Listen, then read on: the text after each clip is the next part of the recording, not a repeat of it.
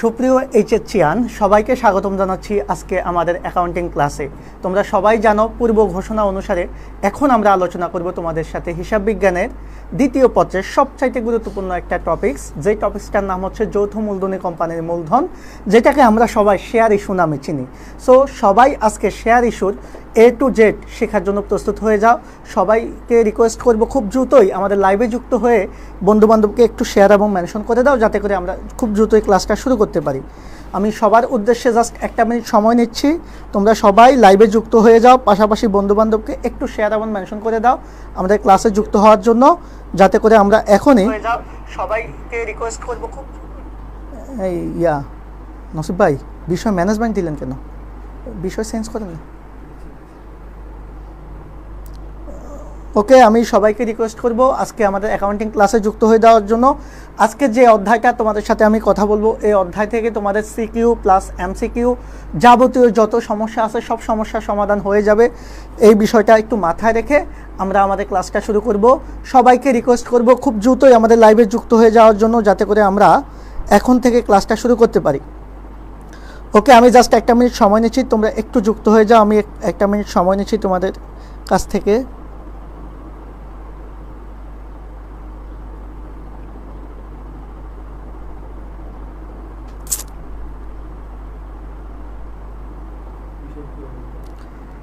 হিসাব বিজ্ঞান। ওকে, আমি সবাইকে রিকোয়েস্ট করব খুব দ্রুত আমাদের লাইভে যুক্ত হয়ে যায়। লাইভটা ভালোভাবে শোনা যাচ্ছে কিনা, আমার কথা বোঝা যাচ্ছে কিনা, বোর্ড ক্লিয়ার দেখা যাচ্ছে কিনা একটু কমেন্ট করে জানাও তো। সবাই একটু কমেন্ট করে জানাও। আমরা এখনই ক্লাসটা শুরু করতে যাচ্ছি, যাতে করে আমরা একসাথে ক্লাসটা শুরু করতে পারি। হ্যাঁ, তো সবার উদ্দেশ্যে একটা কথা বলবো, সেটা হচ্ছে আজকের ক্লাসটা থেকে আমরা অ্যাকাউন্টিংয়ের একেবারে ডিটেলস বিষয়গুলো জানবো। অ্যাকাউন্টিংয়ের একেবারে ডিটেলস সহ ভিতরে যে প্রবলেমগুলো থাকে, শেয়ার ইস্যু এমসিকিউ সলভ করতে গেলে আমাদের যে সমস্যাটা হয়, সকল সমস্যা নিয়ে আমরা কথা বলবো। সেজন্য আমি রিকোয়েস্ট করব সবাইকে, যে যেখান থেকেই দেখছো আমাদের লাইভে যুক্ত হয়ে যাও, ক্লাসটাকে বন্ধুবান্ধবের কাছে একটু কষ্ট করে শেয়ার করে দাও, সবাইকে একটু মেনশন করে দাও, যাতে করে আমরা ক্লাসটা শুরু করতে পারি। শিক্ষার্থী বন্ধুরা সবাইকে আমি রিকোয়েস্ট করব খুব দ্রুতই লাইভে যুক্ত হয়ে আমাদের ক্লাসটাকে শেয়ার করে দেওয়ার জন্য। আমি সবার উদ্দেশ্যে বলবো যে আমরা লাইভটাকে শেয়ার করে দিই, বন্ধুবান্ধবকে একটু মেনশন করে দিই, যারা ক্লাসে এখনও আসতে পারে নাই, যারা এখনও ক্লাসের নোটিফিকেশানটা পায় নাই, সবাইকে একটু তোমরা জানিয়ে দাও ক্লাসটা, যাতে সবাই শেয়ার করতে পারে।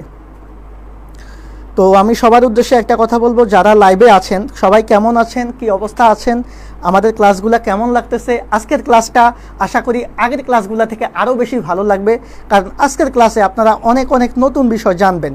এই নতুন বিষয় জানার জন্য আপনাদেরকে শুরু থেকে শেষ পর্যন্ত অবশ্যই ক্লাসে থাকতে হবে। পাশাপাশি আপনারা ক্লাসের মাঝে আপনাদের বন্ধুবান্ধব সহ যারা আছে সবাইকে একটু কষ্ট করে যুক্ত করে দেন ভাইয়ারা, তাহলে আমরা একটু আপনাদের প্রতি কৃতজ্ঞ থাকব। তো শিক্ষার্থী বন্ধুরা আমি সবাইকে একটা বিষয় রিকোয়েস্ট করব, এটা হচ্ছে সেই বিষয়টা হচ্ছে অবশ্যই লাইভে আপনারা সবাই চলে আসুন।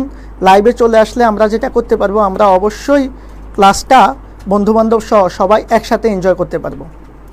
আমি সবার উদ্দেশ্যে বলবো যে আমরা ক্লাসটা এখনই শুরু করব, তবে লাইভে যেহেতু এখনও পর্যন্ত উপস্থিতি কম, সেক্ষেত্রে আমি জাস্ট আরও 2টা মিনিট সময় নেব। আপনারা একটু কষ্ট করে মেনশন করে দেন, শেয়ার করে দেন। আমি জাস্ট 2টা মিনিট সময় নিচ্ছি। লাইভে যখন 20+ হবে তখন আমরা ক্লাসটা শুরু করব। আমি জাস্ট 1টা মিনিট সময় নিচ্ছি আপনাদের কাছ থেকে, কারণ আজকের ক্লাসটা লাইভে করলে আপনি অনেক ধরনের প্রশ্নের উত্তর আপনারা পাবেন। সো সবাইকে আমি রিকোয়েস্ট করব আপনারা আপনাদের জায়গা থেকে অবশ্যই সবাইকে যুক্ত করে দেন, একটু বন্ধুবান্ধবদেরকে একটু মেনশন করে দেন, একটু শেয়ার করে দেন বিভিন্ন গ্রুপে, তাহলে আমরা ক্লাসটা শুরু করতে পারবো। আমরা 20 জনের মতো হলেই আমরা লাইভটা শুরু করব ইনশাল্লাহ, কারণ এত কম স্টুডেন্ট নিয়ে আমরা ক্লাস করতে আসলে আমার কাছে আনইজি ফিল হয়। সেক্ষেত্রে আপনারা অবশ্যই 20 জন 25 জন লাইভে চলে আসেন, আমরা ক্লাসটা এখনই শুরু করব। যখনই 20 জন হবে আমি ইনশাল্লাহ সাথে সাথে ক্লাসে চলে যাব। আমি রিকোয়েস্ট করব আপনাদেরকে অবশ্যই যাতে লাইভে আমাদের 20 জন প্লাস হয়, কারণ আজকের ক্লাসটা আপনাদের জন্য খুবই ইফেক্টিভ একটা ক্লাস হতে যাচ্ছে। এই ক্লাসটা শুরু থেকে শেষ পর্যন্ত করবেন। অ্যাকাউন্টিংয়ে আপনাদের শেয়ার ইস্যু সংক্রান্ত আর কোনো ধরনের প্রশ্ন থাকবে না, আমি গ্যারান্টি দিচ্ছি যে এই টাইপের ক্লাস আপনারা হয়তো এর আগে করেন নাই। সো শিক্ষার্থী বন্ধুদের আমি রিকোয়েস্ট করব আপনারা অবশ্যই এই এক্সক্লুসিভ ক্লাসের জন্য আপনারা আপনাদের জায়গা থেকে ট্রাই করেন, আপনারা একটু আপনাদের বন্ধুবান্ধবদেরকে যুক্ত করেন, আর আপনারা যারা যুক্ত আছেন সবাই একটু লাভ রিয়েক্ট দেন, পাশাপাশি একটু জানান সবাই কেমন আছেন, সবাই কেমন আছেন একটু জানান প্লিজ। আপনাদের আসলে সত্য কথা বলতে আপনাদেরকে নিয়েই আমরা, সো আপনাদের ভালো মন্দ দেখার বিষয়ও আছে। যেহেতু একটু দুপুর টাইম, আপনারা অনেকেই দেখা গেছে হয়তো ক্লাসে নাই, সেক্ষেত্রে আমি একটু রিকোয়েস্ট করবো সবার কাছে একটু নোটিফিকেশনটা পাঠিয়ে দিন। আমরা সময় নিচ্ছি না, কারণ সময় নিলে অনেক সময় আমার কাছেই বোর লাগে, আমি এই বিষয়গুলো আসলে বলতে অতটা অভ্যস্ত না। তারপরেও রিকোয়েস্ট করছি আপনারা একটু আপনাদের বন্ধুবান্ধব নিয়ে একসাথে যুক্ত হয়ে যান। লাইভে আপনাদের উপস্থিতি আরও কমে গেছে, আমি বুঝলাম না যে আপনারা বাড়ানোর পরিবর্তে কমাচ্ছেন কেন। আপনার তো বারবারই বললাম যে আপনারা অবশ্যই আপনাদের লাইভটাকে বিভিন্ন গ্রুপে একটু শেয়ার করে দেন, বন্ধুবান্ধবকে একটু মেনশন করে দেন, কারণ এই লাইভটা যদি আপনারা ওইভাবে শেয়ার এবং মেনশন না করেন তাহলে তো আমরা অডিয়েন্স পাবো না, আর অডিয়েন্স না পেলে তো ওইভাবে ক্লাসটা করা যাবে না। সো শিক্ষার্থী বন্ধুদের আমি রিকোয়েস্ট করব অবশ্যই যে আপনারা যে যেখান থেকেই দেখছেন আপনারা একটু কষ্ট হলেও আপনারা ক্লাসটাকে অবশ্যই শেয়ার এবং মেনশন করে দেন। ওকে, আমি চলে যাচ্ছি আমাদের আলোচনাতে। আমি শুরুতে আলোচনা করব শেয়ার ইস্যুর বেসিক বিষয় নিয়ে। শেয়ার ইস্যু কি, শেয়ার ইস্যু নিয়ে কথা বলতে গেলে আমরা অনেক ধরনের কথাই জানি। তো সর্বপ্রথম যে কথাটা আমি আপনাদের সাথে শেয়ার করতে চাই সেটা হচ্ছে, খেয়াল করেন আজকে যে আলোচনাটা আমি আপনাদের সাথে করব সেটা হচ্ছে হিসাব বিজ্ঞান দ্বিতীয় পত্রের দ্বিতীয় পত্রের একটা গুরুত্বপূর্ণ অধ্যায় 4 যৌথ মূলধনী কোম্পানির মূলধন, যেটাকে আমরা শেয়ার ইস্যু নামেই চিনি। আর এই শেয়ার ইস্যু নিয়ে আমরা কথা বলতে গিয়ে সর্বপ্রথম একটা বিষয় আপনাদের সাথে শেয়ার করব, সেটা হচ্ছে শেয়ার ইস্যু কি বা শেয়ার ইস্যু বলতে আমরা কি বুঝি। খেয়াল করে শিক্ষার্থী বন্ধুরা, আমরা জানি যৌথ মূলধনী কোম্পানির মূলধন সংগ্রহের জন্য, মনে করেন এবিসি নামে আপনি একটা কোম্পানি গঠন করেছেন, এবিসি কোম্পানি। এই কোম্পানি কি করবে, এই কোম্পানি সর্বপ্রথম তার কিছু মূলধন কালেকশন করতে হবে। এই মূলধনটা তারা কোত্থেকে সংগ্রহ করবে, তারা বিভিন্ন ওয়ের থেকে মূলধন সংগ্রহ করবে। 4টা উৎস থেকে সাধারণত একটা কোম্পানি মূলধন সংগ্রহ করে থাকে, তার মধ্যে সর্বপ্রধান এবং প্রথম যে উৎস সেটা হচ্ছে শেয়ার ইস্যু। শেয়ার ইস্যু বলতে আমরা এখানে কি বুঝবো, শেয়ার ইস্যু বলতে আমরা বুঝবো শেয়ার বিক্রয়, অর্থাৎ একটা কোম্পানির মূলধন সংগ্রহের প্রধান উৎস এবং অন্যতম উৎস হচ্ছে শেয়ার বিক্রয় করা। এই শেয়ার বিক্রয় থেকেই মূলত কোম্পানির মূলধন উৎস। কোম্পানি এছাড়াও ঋণ নিতে পারে, এরপরে হচ্ছে অন্যান্য তহবিল থেকে তারা মূলধন সংগ্রহ করতে পারে। মূলত 4টা উৎস থেকে মূলধন সংগ্রহ করে। শেয়ার ইস্যু থেকে, শেয়ার ইস্যু আবার 2 ধরনের হয়, একটা হচ্ছে সাধারণ শেয়ার ইস্যু আর একটা হচ্ছে অগ্রাধিকার শেয়ার ইস্যু। এরপরে ঋণ নিতে পারে অথবা সংরক্ষিত তহবিল থেকে বা সংরক্ষিত আয় থেকে মূলধন সংগ্রহ করতে পারে। যেখান থেকে করা হোক না কেন মূলত প্রধান উৎস হচ্ছে কিন্তু শেয়ার ইস্যু। এখন এই শেয়ার ইস্যুটার প্রসেসটাকে, শেয়ার ইস্যুটা আসলে কিভাবে করা হয় সেই বিষয়টা আমরা একটু দেখব। দেখেন, শুরুতে যদি আমরা বলি সর্বপ্রথম কোম্পানি কি করে, এবিসি কোম্পানির কথাই আমরা ধরলাম। এবিসি কোম্পানি, এই এবিসি কোম্পানি সর্বপ্রথম মার্কেটে তারা কি করে, একটা পত্রিকায় বিজ্ঞপ্তি দেয় যে কোম্পানির যতটুকু মূলধন প্রয়োজন, সেই মূলধনের জন্য একটা বিবরণপত্র প্রচার করে। সেই বিবরণপত্রের প্রচারের পরবর্তীতেই তার যতটুকু মূলধন প্রয়োজন, মনে করো কোম্পানির 10 কোটি টাকা মূলধন দরকার অথবা 1 কোটি টাকা মূলধন দরকার, এই 1 কোটি টাকা সে কালেকশন করার জন্য যেটা করবে, 1 কোটি টাকাকে বিভিন্ন ক্ষুদ্র ক্ষুদ্র অংশে ভাগ করবে। ক্ষুদ্র ক্ষুদ্র অংশ বলতে এই 1 কোটি টাকাকে শেয়ারে ভাগ করবে, অর্থাৎ প্রতিটি শেয়ারের মূল্য প্রতিটি 100 টাকা মূল্যের। 100 টাকা মূল্যের মনে করো কত শেয়ার, 1 লক্ষ শেয়ার।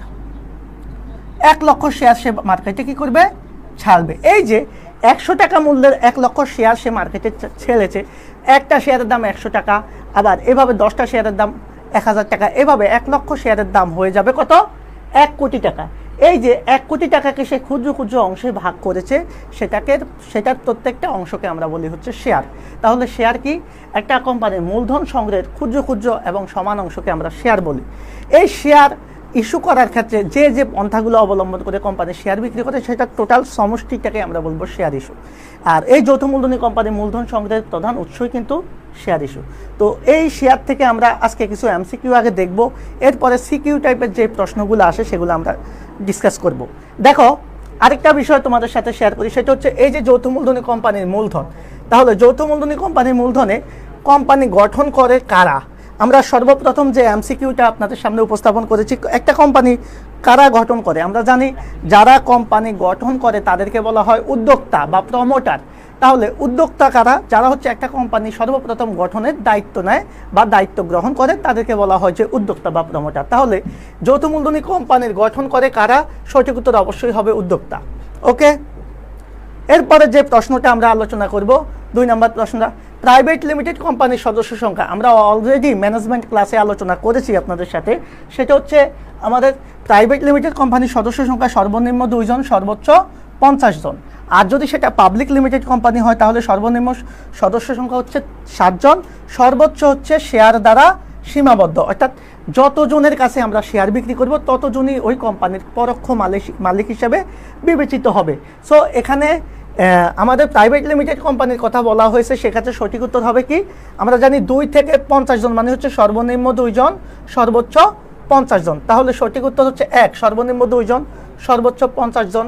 এই দুইটাই সঠিক উত্তর, কারণ হচ্ছে এখানে প্রাইভেট লিমিটেড কোম্পানির কথা বলা হয়েছে। আর সর্বোচ্চ শেয়ার দ্বারা সীমাবদ্ধ, এই কথাটা হচ্ছে পাবলিক লিমিটেড কোম্পানির ক্ষেত্রে। সো এটাকে এখানে নেওয়া যাচ্ছে না। তাহলে সঠিক উত্তর কি হবে? 1 ও 2, যেটা আছে কতে। তাহলে ক্লিয়ার কিনা বলেন তো? আপনারা এই এমসিকিউটা ক্লিয়ার কিনা একটু বলেন সবাই, আপনারা সবাই বলেন। গ্রুপে কমার্স কেয়ার গ্রুপে একটু দিয়ে দিন।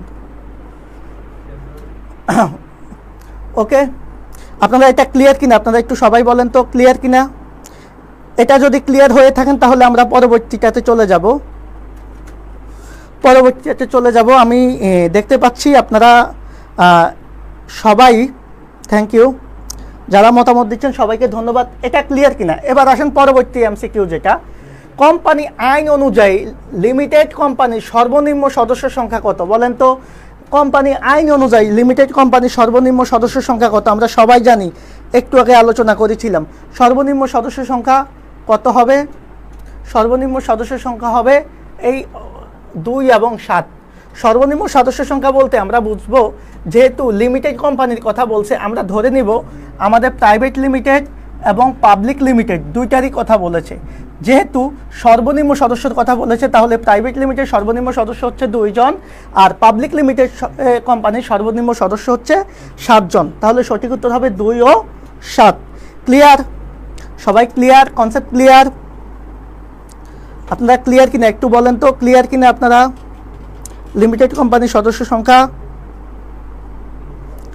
আপনাদের একটু মতামত দিতে হবে, আর ক্লাসটাকে অবশ্যই একটু শেয়ার করতে হবে, না হলে কিন্তু ক্লাসটা কন্টিনিউ করব না। সত্য কথা যেটা, আপনারা যদি ক্লাস শেয়ার না করেন, ক্লাসে বন্ধুবান্ধবদেরকে মেনশন না করেন, একটু ক্লাসটাকে সবার কাছে পৌঁছে না দেন, তাহলে আসলে ক্লাস নেওয়ার মানে নাই। কারণ এই গরমে ঘামে এইভাবে ভিজে ভিজে ক্লাস নিচ্ছি আপনাদের জন্য, এত কষ্ট করে। বাট আপনারা কেন যে ক্লাসগুলোকে ওইভাবে শেয়ার করেন না, মেনশন করেন না? এটাতে তো আপনাদের টাকা কষ্ট হবে, খরচ হচ্ছে না। আপনারা জাস্ট আপনাদের প্রতি আমাদের দায়িত্ববোধ থেকে আমরা যে সার্ভিসটা দিচ্ছি সেটার মূল্যটা একটু বোঝার চেষ্টা করেন। অবশ্যই কষ্ট হলেও একটু শেয়ার করে দেন, বন্ধুবান্ধবকে একটু মেনশন করে দেন প্লিজ। এবার দেখেন, এর পরবর্তী যে প্রশ্নটা আমরা নিচ্ছি, সেই প্রশ্নটা হচ্ছে যৌথ মূলধনী কারবারের শেয়ার হোল্ডারদের দায় কতটুকু? আমরা সবাই জানি যৌথ মূলধনী কোম্পানির শেয়ারের দায় হচ্ছে সসীম, শেয়ার হোল্ডারদের দায় সসীম। কেন সসীম এটা কেউ বলতে পারবেন? কেন শেয়ার হোল্ডারদের দায় সসীম? আজকে সকালেও আমি পড়িয়েছি যে সসীম দায় বলতে আমরা কি বুঝি।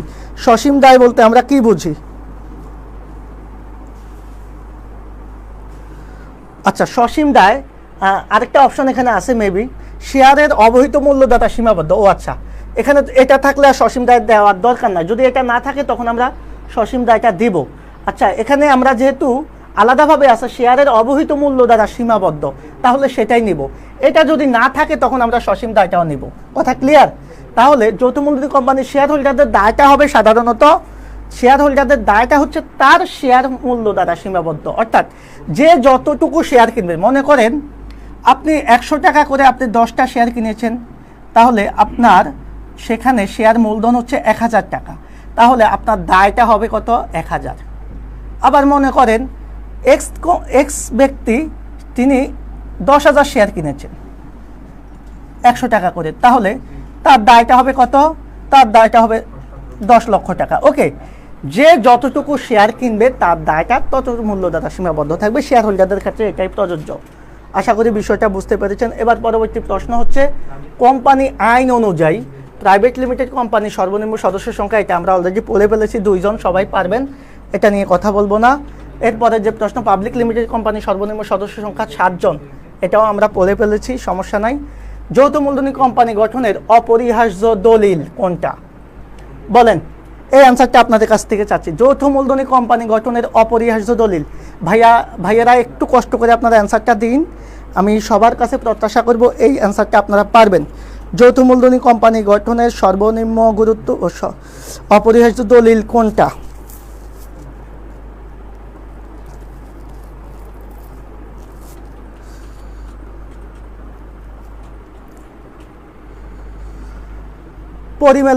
পরিমেলবদ্ধের নাম কি? স্মারকলিপি। পরিমেলবদ্ধ মানে হচ্ছে স্মারকলিপি, পরিমেল নিয়মাবলী মানে হচ্ছে সংঘবিধি।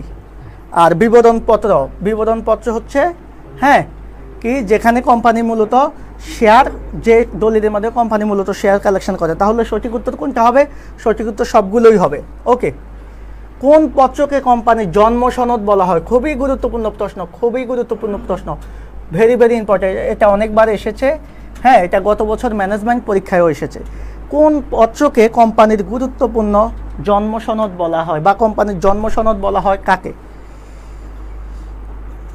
আমি আপনাদেরকে আবারও রিকোয়েস্ট করতেছি, যারা কারা ক্লাসে আছেন আমি একটু জানতে চাচ্ছি। Thank you very much. ওয়ালাইকুম আসসালাম। সূচনা কেমন আছো? Mahin Hasan, thank you very much. যারা আছেন clear, thank you very much. আপনারা ক্লাসটা বুঝতেছেন তো? যদি কারো কোনো ধরনের প্রবলেম থাকে অবশ্যই আমাকে বলবেন, আমি আমার অভিজ্ঞতা দিয়ে আপনাদের সমস্যার সমাধান করে দিতে পারবো। অ্যাকাউন্টিংয়ে যে কোনো সমস্যা আমি অন্তত বলতে পারবো যে বাংলাদেশে যে কয়জন অ্যাকাউন্টিং টিচার আছে অনলাইনে খুব ভালো মানের, আপনারা তাদের মধ্যে আমাকে রাখতে পারেন। আপনারা জানেন না, আমার হয়তো এক্সপিরিয়েন্স প্রায় 14-15 বছরের এক্সপিরিয়েন্স। অনেক দিন যাবৎ আমরা অ্যাকাউন্টিং আমি ওইভাবে পড়িয়ে আসছি, যার কারণে অ্যাকাউন্টিংটাকে খুব সহজে আপনাদের কাছে উপস্থাপন করার জন্যই আপনাদের জন্য এই আয়োজন। সেই আয়োজনে যদি সঙ্গী হতে পারেন তাহলে আপনাদেরই ভালো, আপনাদেরই মঙ্গল, যেটার ফলটা আপনারা পাবেন হচ্ছে পরীক্ষার হলে। এখন হয়তো কথাগুলো বুঝবেন না, কথাগুলো মনে হবে কখন? যখন পরীক্ষার এক্সাম খারাপ হবে বা কোনো কারণে ভালো অ্যান্সার করতে পারবেন না, বা কোনো কারণে সহজ একটা প্রশ্নকে আপনি রেখে চলে আসবেন। সো এই কথাগুলা বারবার বলতে আসলে ইচ্ছে করে না, নিজের ঢোল নিজে পিটাতেও ইচ্ছা করে না। সেক্ষেত্রে আপনাদেরকে অবশ্যই বলবো ক্লাস দেখেন, ক্লাস দেখার পরে নিজেরাই ডিসিশন নেবেন যে আসলে কার ক্লাস করলে আমাদের ভালো হবে। ওকে, আমাদের পরবর্তী যে প্রশ্নটা, আচ্ছা যেটা বলছিলাম, এই প্রশ্নটার উত্তর কি হবে দেখি একটু জানি আমি আপনাদের কাছ থেকে, কারা আছেন একটু জানি। এই প্রশ্নের উত্তর কি হবে? কোন পত্রকে কোম্পানির জন্ম সনদ বলা হয়? কোন পত্রকে কোম্পানির জন্ম সনদ বলা হয়? কে বলতে পারবেন? আমরা সবাই জানি নিবন্ধন পত্র হচ্ছে কোম্পানির জন্ম সনদ, কারণ এটা নিবন্ধন হবে, সরি এখানে বানানটা ভুল আছে, এটা নিবন্ধন পত্র হবে, নিবন্ধন পত্র। ওকে, নিবন্ধন পত্র হচ্ছে একটা কোম্পানির জন্ম সনদ, কারণ একটা কোম্পানির অস্তিত্ব লাভ করে সেটার নিবন্ধনের পর। আমরা সবাই জানি যে যৌথ মূলধনী কোম্পানির নিবন্ধনটা অবশ্যই বাধ্যতামূলক, যার জন্য ওই কোম্পানি যখন নিবন্ধিত হয় তখন গিয়ে তার অস্তিত্বটা লাভ করে। নিবন্ধন ছাড়া কোম্পানির অস্তিত্ব লাভ করা যায় না, সেজন্য এটা সঠিক উত্তর হবে নিবন্ধনপত্র। এরপরে যে প্রশ্ন সেটা আমাদের ম্যানেজমেন্টের একটা প্রশ্ন, ম্যানেজমেন্টও আসে। স্মারকলিপির ধারা কয়টা? ভাইয়া স্মারকলিপির 6টা ধারা আমরা সবাই জানি, মনে আছে? নাম ধারা, উদ্দেশ্য ধারা, সম্মতি ধারা, দায় ধারা, মনে আছে? এই হচ্ছে স্মারকলিপির ধারা। ওকে, এটা নিয়ে পড়লাম না। এবার আমরা একটু কি করব? উদ্দীপকটা পড়ব। সমীর ও তাদের 3 বন্ধু মিলে এমন একটা ব্যবসা গঠন করতে যায় যার পৃথক আইনগত সত্তা থাকবে। ওকে, এখান থেকে বোঝা যাচ্ছে এটা কোন জাতীয় ব্যবসা। প্রয়োজনে সীমিত পরিসরে নিজেদের মধ্যে নতুন শেয়ার বিক্রয় করা যাবে। নিজেদের মধ্যে বলছে, নিজেদের মধ্যে সীমিত পরিসরে। আইন উপদেষ্টা বললেন সদস্য সংখ্যা নিয়ে এ পর্যায়ে ভাবার কিছু নেই, তবে আনুষ্ঠানিকতা কি করতে হবে? পালন করতে হবে। দেখেন, এই একটা উদ্দীপক আছে যেখানে বলছে 3 জন মিলে একটা কোম্পানি গঠন করতে চায় যেখানে পৃথক আইনগত একটা সত্তা থাকবে আর নিজেদের মধ্যে তারা শেয়ার বিক্রি করতে পারবে। এখান থেকে আপনি একটা আইডিয়া অলরেডি পেয়ে গেছেন যে কোন ধরনের কোম্পানি হতে পারে। এখানে কোন ধরনের ব্যবসা গঠন করার কথা চাওয়া হয়েছে আপনারা সবাই জানেন। আমি একটু জানতে চাই যে আসলে আমরা জানি কিনা, একটু মতামত দেন তো। এটা কোন ধরনের company?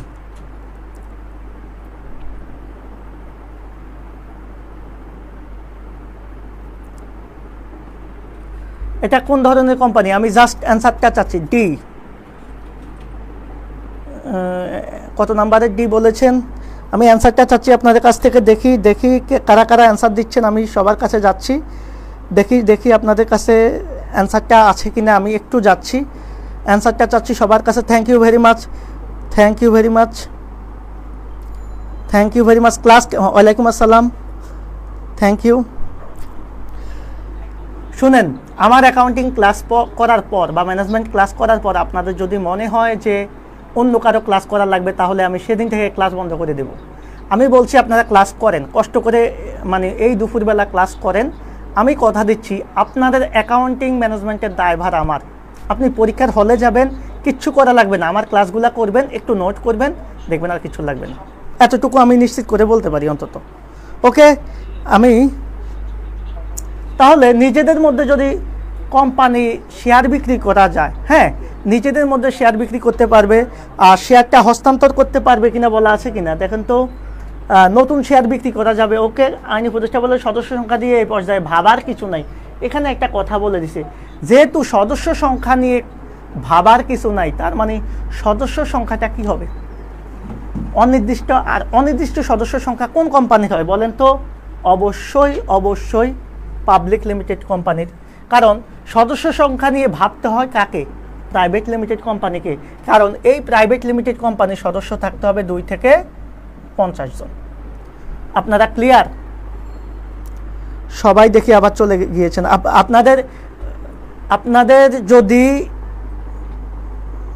Thank you very much, thank you very much, হ্যাঁ, thank you very much Maria Kamal Tisha, thank you very much মূল্যবান মতামতের জন্য, থ্যাংক ইউ। যেহেতু সদস্য সংখ্যা বাধ্যবাধকতা নাই বা বাধ্যতামূলকভাবে করা হয়নি, সেহেতু আমাদের কি হবে? অবশ্যই অবশ্যই এটাকে কি বলতে হবে? Public limited company. ওকে, এবার আসেন এক্ষেত্রে আনুষ্ঠানিকতার মধ্যে যা পড়বে তা হলো কি? এখন আনুষ্ঠানিকতার মধ্যে কি করবে তারা? কি করবে বলো তো? পাবলিক লিমিটেড কোম্পানি হোক আর প্রাইভেট লিমিটেড কোম্পানি হোক, কোম্পানির ক্ষেত্রে কি করতে হয় বলো তো?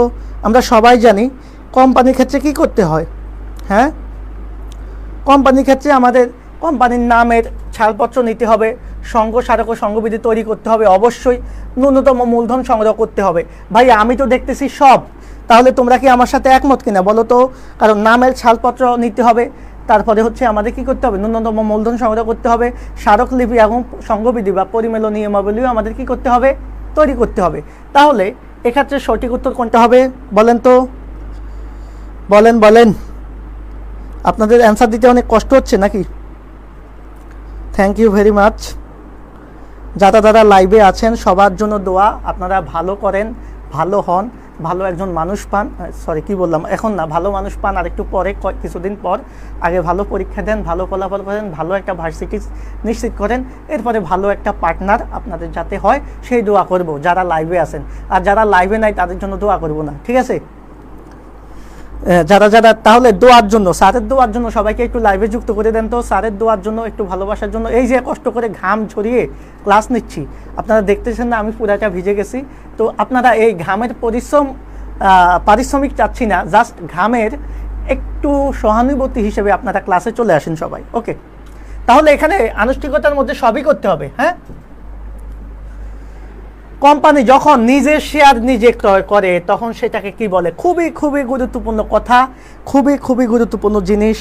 এই জিনিসটা কি আমরা একটু জানবো সবার কাছ থেকে। বলেন তো 12 নাম্বার। আপনারা যখন অ্যান্সার দিবেন একটু কষ্ট করে 12 এর ডি বা ক খ লিখবেন। কারণ ওই যে ক খ লিখেন, এটাকে 11 নাম্বারের লিখেন না 12 নাম্বারের লিখেন, অনেক সময় বুঝতে পারি না, সেক্ষেত্রে মিস্টেক হয়ে যেতে পারে। তো কোম্পানি যখন নিজের শেয়ার নিজে ক্রয় করবে সেই শেয়ারকে কি বলবে? আমরা সবার কাছে একটু শুনি, সবার কাছে শুনি। পরেরটার জন্য আমিন না? ভালো। তোমার কথা শুনে একটা কাহিনী মনে পড়ছে, বুঝছো? এক লোক মানে একেবারে অপারেশন থিয়েটারে যাওয়ার পরে মানে সে বাঁচে কিনা মরে কিনা কোনো গ্যারান্টি নেই।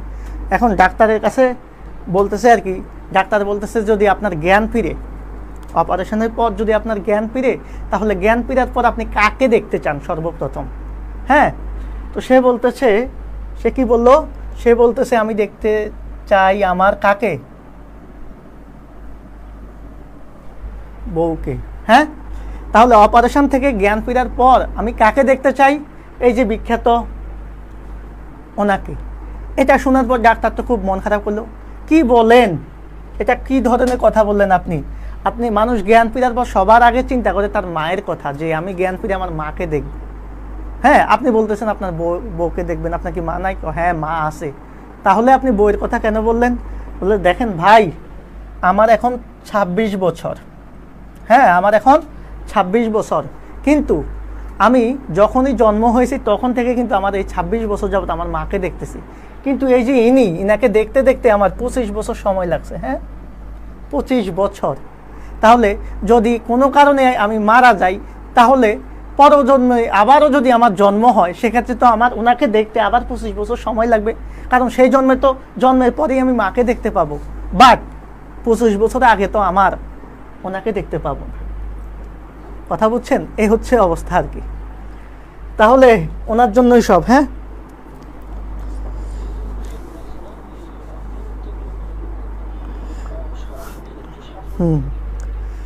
পাবেন পাবেন, সমস্যা নাই। তাহলে এটা হচ্ছে একটা বিষয় যে আসলে আমরা কাকে দেখতে চাই, কাকে দেখতে পাই। Thank you very much.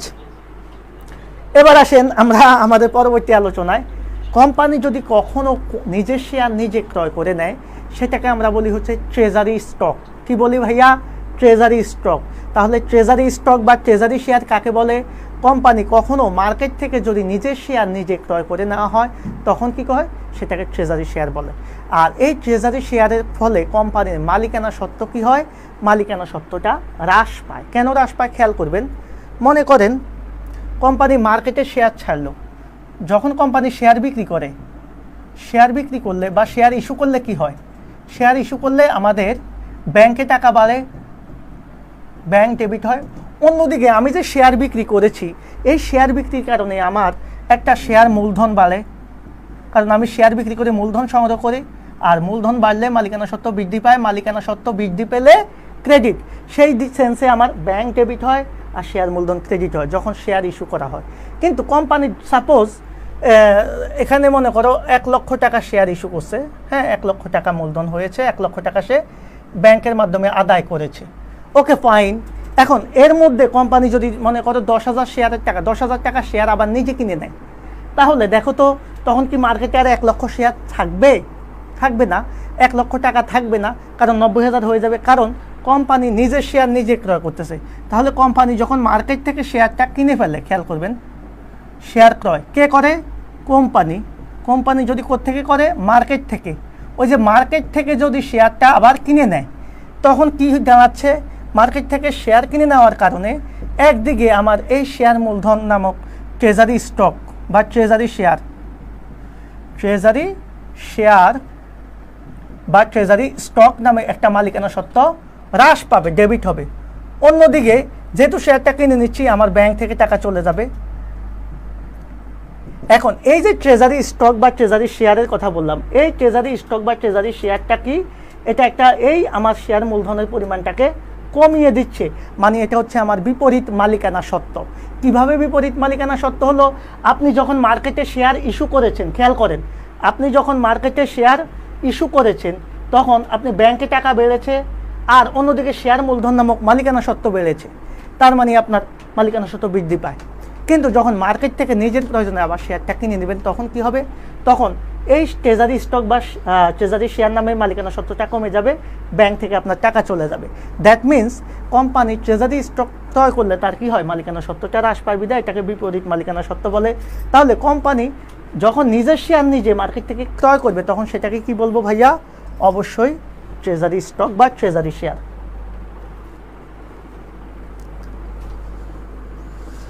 ওকে, আমরা চলে যাচ্ছি আমাদের পরবর্তী আলোচনাতে। আপনারা কারা কারা আছেন যারা যারা শুরু থেকে আছেন তারা কি আছেন নাকি তারা আমাকে ছেড়ে চলে গিয়েছেন? হ্যাঁ, এভাবে ধোকা দিবেন না। ওকে, আমরা এবার চলে যাব আমাদের পরবর্তী এমসিকিউটাতে। এখানে আমাদের প্রশ্ন যেটা আছে, কোন ঋণের মূল্য কোম্পানির বিলোপ সাধনের সময় বন্ধকি সম্পদ বিক্রয় করে পরিশোধ করা হয়? কোম্পানির বিলোপ সাধনের সময় কোন ঋণের মূল্যটা বন্ধকি রেখে তারপরে পরিশোধ করতে হয়? বলেন তো, এই এমসিকিউগুলা কি সবাই পারবেন? এটা কি পারবেন? এই যে বলেই দিছি এখানে অ্যান্সার, বন্ধকি সম্পদ বন্ধক রেখে যদি আমাদের পরিশোধ করতে হয় তাহলে সেটা অবশ্যই কি হবে? বন্ধকি ঋণপত্র। কারণ বন্ধকি ঋণপত্রের মেইন কথা হচ্ছে আপনি স্থায়ী সম্পদ কি করবেন? বন্ধক রেখে বা জামানত রেখে ঋণটা নেবেন। অর্থাৎ কোনো কারণ যদি আপনার কি করতে হয়? বিলোপ সাধন হয়, তাহলে আপনার কি করতে হবে? ওই যে সম্পদটা বন্ধক রেখেছেন সেই বন্ধককৃত সম্পদটা বিক্রি করে তাদের ঋণের টাকাটা পরিশোধ করতে হয়। ক্লিয়ার? ক্লিয়ার কিনা বলেন তো? Thank you very much. ঋণপত্রে মালিকদের অর্জন কি? ঋণপত্রের মালিকরা কি পায়? যারা ঋণ দেয় তারা কি পায়? ভাই আমরা সবাই জানি, কমার্সের স্টুডেন্টরা এতটা বোকা না যে এটা জানে না, এটা সবাই জানে। ঋণপত্রে যারা পায় তারা সুদ পায়, কারণ ঋণ দিয়েছে কিসের জন্য? সুদের জন্য। হ্যাঁ, কোনটি ঋণের প্রামাণ্য দলিল? ঋণের প্রামাণ্য দলিল অবশ্যই ঋণপত্র, যেটার মাধ্যমে কোম্পানি ঋণ গ্রহণ করে সেটাই ঋণের প্রামাণ্য দলিল। কোনটি কোম্পানির মূলধন কাঠামোতে বহিদায় হিসাবে বিবেচিত? বহিদায় হিসাবে বিবেচিত। এখন এই যে বহিদায়ের বিষয়টা আসছি, আমি একটু আপনাদেরকে একটু ইতিহাস দেখাবো আজকে। দেখেন ইতিহাসটা একটু দেখ। দায় মূলত কয় প্রকার বলেন তো? একটু দেখেন তো আমার সাথে, আপনাদের কনসেপ্টটা মিলে কিনা। দায় মূলত দুই প্রকার। কি দায়? একটা হচ্ছে অন্তদায়, হ্যাঁ, আরেকটা হচ্ছে বহিদায়। একটু খেয়াল করবেন, বহিদায়। এই বহিদায়গুলো আবার দুই প্রকার। একটা হচ্ছে দীর্ঘমেয়াদী দায়, মনে আছে? এগুলো অনেকে জানে না। আরেকটা হচ্ছে চলতি দায় বা স্বল্পমেয়াদী দায়। হ্যাঁ, চলতি দায়। আর অন্তদায়গুলা কি? অন্তদায়গুলো হচ্ছে আমার মতো, কে বলেন? অন্তদায়গুলা মানে হচ্ছে মালিকানা সত্ত্ব।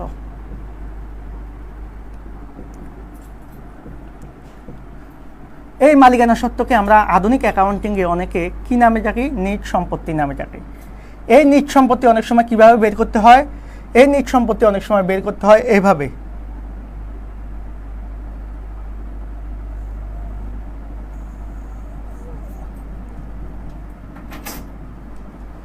দেখেন, অনেক ইম্পর্টেন্ট একটা বিষয় আমি এখানে আপনাদের সামনে উপস্থাপন করেছি। খুবই ইম্পর্টেন্ট এবং খুবই লজিক্যাল একটা বিষয়। এই যে আমি দায়কে দুই ভাগে ভাগ করলাম, একটা হচ্ছে অন্তদায় আর একটা হচ্ছে বহিদায়।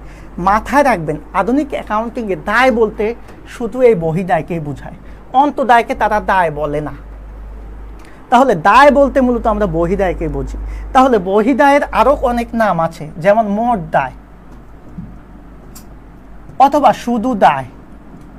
তাহলে মোট দায় যে কথা, শুধু দায় যে কথা, বহিদায় একই কথা। তাহলে দায় বলতে আমরা কাকে বুঝবো? বহিদায়কে বুঝবো। বিষয়টা কি ক্লিয়ার?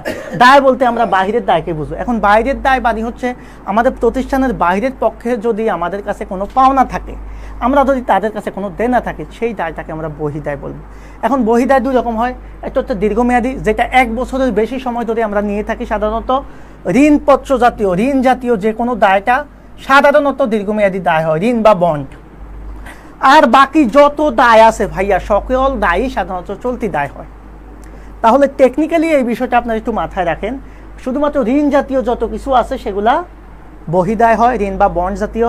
বাকি সকলগুলা অন্তদায় হয়, চলতি দায় বা স্বল্পমেয়াদী দায় হয়। যেমন পাওনাদার, প্রদেয় নোট বা প্রদেয় বিল, ব্যাংক জমাতিরিক্ত, অগ্রিম আয়, বকেয়া ব্যয়, ঘোষিত লভ্যাংশ, হ্যাঁ, আয়কর সঞ্চিতি, এই জাতীয় যা যা আছে, প্রদেয় লভ্যাংশ, প্রদেয় খরচ, হ্যাঁ, সবই চলতি দায় ও ভবিষ্যৎ ব্যবস্থায় যাবে। আর শুধুমাত্র ঋণ বা বন্ড জাতীয় যেটা, সেটা দীর্ঘমেয়াদী দায়। তাহলে দায় ক্লিয়ার। এখন দেখেন, এই যে অন্তদায় মূলত আসলে দায় না।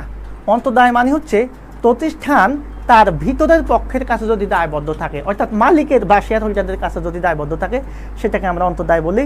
এটা যেহেতু ভিতরের কথা, অন্তরে যে থাকে সে হয় কি, তোমার অন্তরে যে থাকবে সে হবে তোমার মালিক। কার মালিক? তোমার মালিক। তোমার মালিক বলতে বুঝছো তোমার মনের মালিক, অন্য কিছু আবার মনে করো না। সেক্ষেত্রে তোমার মনের মালিক, তোমার অন্তরের মালিক। তাহলে অন্তরের ভিতরে যে থাকে সেই হচ্ছে মালিক। এই মালিক থেকে কি আসবে? মালিকানা সত্ত্ব। তাহলে যে অন্তদায়, যেটাই অন্তদায় সেটাই মালিকানা সত্ত্ব। আর মালিকানা সত্ত্বটা সাধারণভাবে আমরা কিভাবে বের করতে পারি? আমরা আধুনিক অ্যাকাউন্টিংয়ে এই সম্পদ থেকে এ থেকে এল, অর্থাৎ সম্পদ থেকে দায় মাইনাস করলেও আমরা মালিকানা সত্ত্ব পাই। এটাকে সেজন্য অনেকে নিট সম্পত্তিও বলে।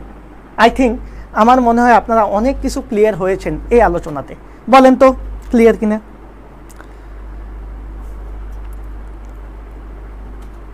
কেমন লাগলো?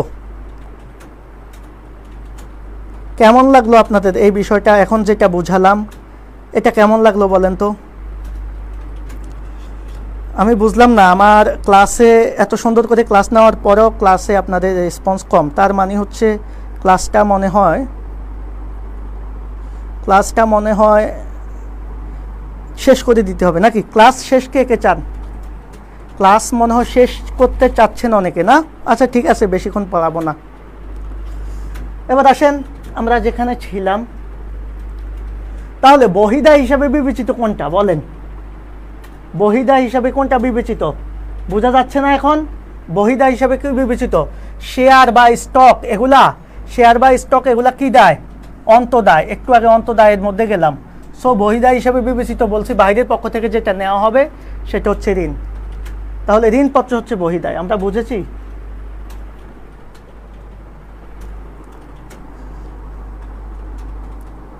Thank you very much. আপনারা আপনাদের বন্ধু বান্ধবদেরকে একটু বলে দেন, মাত্র 4 জন লাইভে। ওকে, থ্যাংক ইউ। এবার আমরা পরবর্তী আলোচনায় চলে যাব। কোম্পানির মালিকগণ কি অনুপাতে লভ্যাংশ পেয়ে থাকে? মনে করেন কোম্পানির মালিকগণ কি অনুপাতে লভ্যাংশ পেয়ে থাকে? আমরা তো সবাই জানি কোম্পানির মালিকগণ লভ্যাংশ পায় কি অনুসারে। এটা তো আসলে ইজি একটা বিষয়, এটা নিয়ে কথা বলা লাগবে? বলেন তো, এটা তো আপনারা সবাই জানেন। আই থিঙ্ক এটা নিয়ে কথা না বললেও হবে। আপনারা জানেন যে যতটুকু শেয়ার কিনবে সেই শেয়ারের অনুপাতে তারা তাদের লভ্যাংশটা পাবে। এটা আমরা সবাই জানি, এটা নিয়ে কথা বলার প্রয়োজন নাই। প্রত্যেকটি শেয়ারের অধিকারী হলো কোম্পানির কে? বলেন তো। প্রত্যেকটি শেয়ারের অধিকারী হচ্ছে কোম্পানির মালিক। কোম্পানির যারা মালিক তারাই প্রত্যেকটা শেয়ারের অধিকারী। আমরা সবাই জানি এই বিষয়টা। হ্যাঁ, এবার একটা বিষয় থাকবে, সরকারি কোম্পানিতে মালিকানা কতটুকু সরকারের কাছে থাকে এটা আমরা এর আগে আলোচনা করেছি। আপনারা সবাই জানেন যে 50%-এর বেশি শেয়ার সরকারি মালিকানায় থাকলে সেটা সরকারি কোম্পানি, 50%-এর বেশি শেয়ার বেসরকারি মালিকানায় থাকলে সেটা বেসরকারি কোম্পানি, 50%-এর শেয়ার যদি কোনো কোম্পানি অন্য কোম্পানির কিনে নেয় সেটা হয় হোল্ডিং কোম্পানি। যে কোম্পানির কিনে নিয়েছে সেই কোম্পানি হয়ে যায় সাবসিডিয়ারি কোম্পানি। এই বিষয়গুলো আমরা অবশ্যই আলোচনা করেছি। সো সরকারি কোম্পানিতে কমপক্ষে কত ভাগ মালিকানা সরকারের থাকবে? কমপক্ষে 51 ভাগ, 50%-এর বেশি। ওকে, ক্লিয়ার?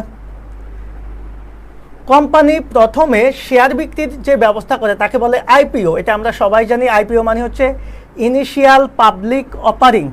আইপিও মানে হচ্ছে ইনিশিয়াল পাবলিক অফারিং, মানে হচ্ছে শেয়ার বিক্রির প্রাথমিক গণপ্রস্তাব, যেটাকে আমরা বলি আইপিও। আইপিওর পূর্ণরূপ কি? একটু আগে বলে দিয়েছিলাম, ইনিশিয়াল পাবলিক অফারিং। তাহলে ইনিশিয়াল পাবলিক অফারিং, ইনিশিয়াল। আচ্ছা, এখানে ইনিশিয়াল হবে, এটা বানানে একটু ভুল হয়েছে। Okay, initial public offering. Right share সাধারণত কোন ধরনের শেয়ার? সাধারণত কোন শেয়ার হয়ে থাকে? অগ্রাধিকার শেয়ার, বোনাস শেয়ার, সাধারণ শেয়ার না বিলম্বিত শেয়ার? রাইট শেয়ার কোন ধরনের শেয়ার হয়ে থাকে এটা তোমরা সবাই জানো। রাইট শেয়ার আর এই শেয়ারগুলা কিন্তু এক না। অগ্রাধিকার শেয়ার কোনগুলা? অগ্রাধিকার শেয়ার সম্বন্ধে একটু জানতে চাচ্ছি। অগ্রাধিকার শেয়ার হচ্ছে ওই শেয়ারগুলা যে শেয়ারগুলার, মাথায় রাখবা, যে শেয়ারগুলার মালিক নির্দিষ্ট হারে কি পাবে? নির্দিষ্ট লভ্যাংশ পায়।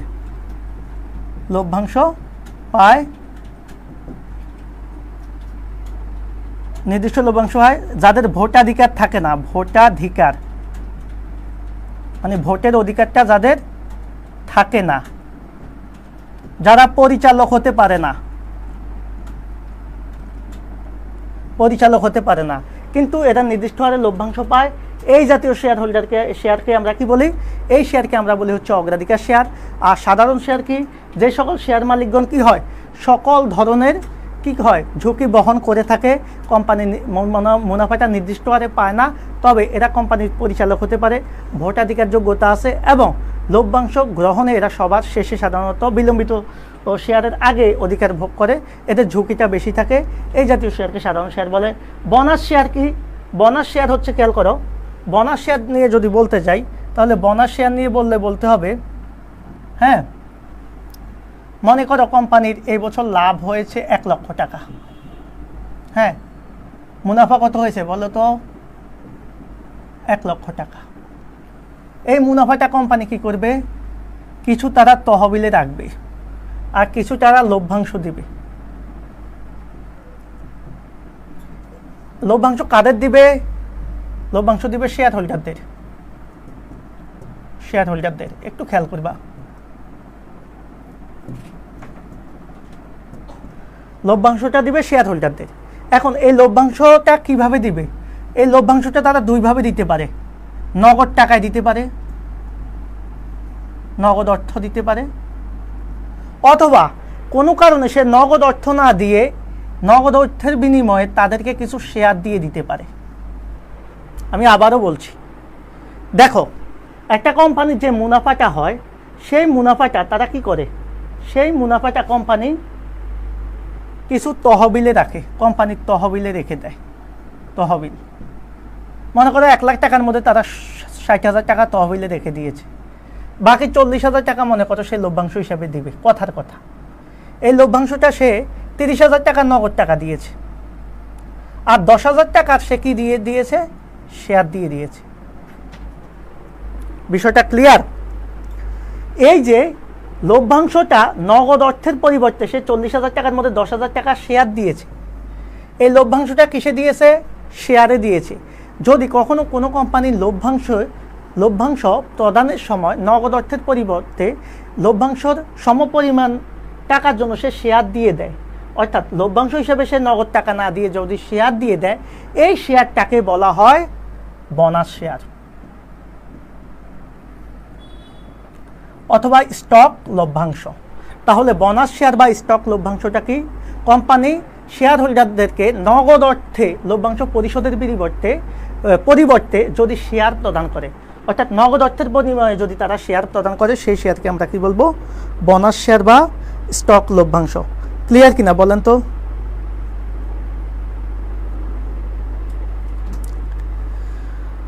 ওহো, 4-5 জন নিয়ে ক্লাস করতে ইচ্ছে করে না, হ্যাঁ, ব্যাড লাক। আমি জানি না আপনারা কে কোথা থেকে দেখছেন ক্লাসটা, কে কতটুকু বুঝতেছেন আমি সেটাও জানি না, বাট আমি একটা বিষয় রিকোয়েস্ট করবো, আপনারা অবশ্যই ক্লাসের ফিডব্যাকটা দিবেন। আর যারা ক্লাসে থাকবে তাদেরকে একটা রিকোয়েস্ট করবো, পারলে একটু নোট করবেন বেসিক বিষয়গুলো, হ্যাঁ, কারণ এটা আপনাদের কাজে লাগবে, আমি জানি অন্তত। তাহলে খেয়াল করেন তো, বোনাস শেয়ারের বিষয়টাকে ক্লিয়ার হয়েছেন? বোনাস শেয়ার, অগ্রাধিকার শেয়ারের বিষয়টা ক্লিয়ার করলাম, সাধারণ শেয়ারের বিষয়টা ক্লিয়ার করলাম। বাকি থাকলো কি? বিলম্বিত দাবিযুক্ত শেয়ার। বিলম্বিত দাবিযুক্ত শেয়ারটা কি? যারা সবার বিলম্বে তাদের অধিকার ভোগ করে, যে সকল শেয়ার মূলত কোম্পানির গঠনের সময় প্রবর্তকরা কিনে নেয়, প্রবর্তক বা উদ্যোক্তারা কিনে নেয়, তাদেরকে বলা হয় বিলম্বিত শেয়ার, দাবিযুক্ত শেয়ার। এই জাতীয় শেয়ার মনে রাখবেন, এরা ছাড়া অন্য কেউ কেনে না, কারণ এই শেয়ারে রিস্ক বেশি। সকল শেয়ার হোল্ডার এবং পাওনাদারদের দায় পরিশোধের পরে এদের দায়টা পরিশোধ করা হয়। সেজন্য এই জাতীয় শেয়ার সাধারণত বাইরের মানুষ কিনে না। এরা কারা কিনে? এই জাতীয় শেয়ারগুলো কিনে মূলত কোম্পানির প্রমোটার বা প্রবর্তকরা। সেজন্য এই জাতীয় শেয়ারকে বলা হয় বিলম্বিত দাবিযুক্ত শেয়ার বা প্রবর্তকের শেয়ার। তাহলে এই প্রশ্নে রাইট শেয়ার সাধারণত বলতে কোন জাতীয় শেয়ার? মনে রাখবেন, রাইট শেয়ার মানে হচ্ছে এক ধরনের সাধারণ শেয়ার। রাইট শেয়ার মানে হচ্ছে সাধারণ শেয়ার। কেন সাধারণ শেয়ার? কারণ কোম্পানি যখন নতুন করে আবার মূলধন দরকার, তখন কোম্পানি আরও নতুন কিছু সাধারণ শেয়ার বিক্রি করে। তাহলে এই শেয়ারগুলোকে কেন রাইট শেয়ার বলা হয়? কারণ আছে। কারণ যখন কোম্পানি নতুন করে সাধারণ শেয়ার বিক্রি করবে, তখন যদি তারা চিন্তা করে এই শেয়ারগুলা বিক্রির ক্ষেত্রে আমি পুরাতন যে শেয়ার হোল্ডার আছে তাদেরকে অধিকার দিব, তারা যদি কিনতে চায় তাহলে আগে তারা কিনবে, এরপরে বাইরের মানুষ কিনবে। এই যে তাদেরকে একটা অধিকার দেওয়া হয়েছে, সেজন্য এটাকে বলা হয় রাইট বা অধিকারযোগ্য শেয়ার। মূলত এটা এক ধরনের সাধারণ শেয়ারই। শেয়ার মূলধনের প্রথম ধাপ কোনটা? আমরা সবাই জানি শেয়ার মূলধন কয় প্রকার। এখন চলে আসেন শেয়ার মূলধন নিয়ে একটু ধারণা দিব কি বলেন তো? শেয়ার মূলধন দিয়ে কি একটু ধারণা দিব বলেন ভাইয়ারা? শেয়ার মূলধন দিয়ে কি একটু ধারণা দেব? আপনারা কি জানেন নাকি?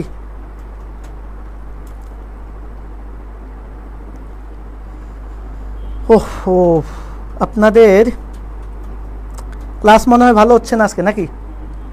ক্লাস আজকে ভালো হচ্ছে না, তাই না? ক্লাস ভালো হচ্ছে না,